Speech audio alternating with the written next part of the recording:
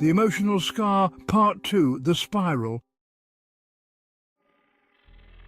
As the years passed, Lena's home became a place of tension and fear. Her father's condition worsened, and the eerie, almost supernatural feeling that surrounded him grew stronger.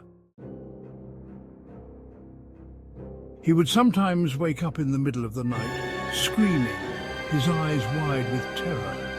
But when Lena's mother would rush in to comfort him, it was like he had no memory of what had happened. He would look at her as if she were a stranger. Lena tried to understand what had happened to him, but the more she tried, the more lost she became. It wasn't just the fear of the unknown.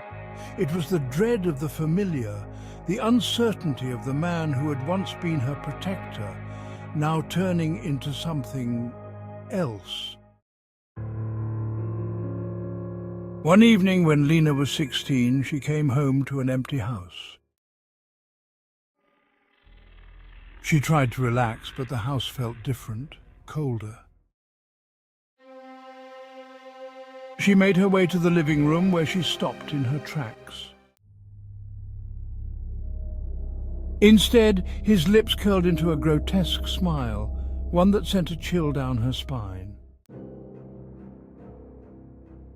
He slowly turned his head toward her, his eyes locking onto hers, and for the first time in years, Lena saw it clearly, the darkness that had taken hold of him.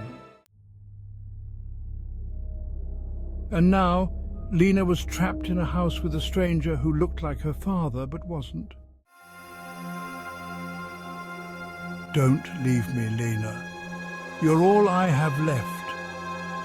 The words, spoken in such a familiar tone, should have comforted her, but they didn't. Instead, they only deepened her fear, as though they were a plea from something trapped inside a body that was no longer its own.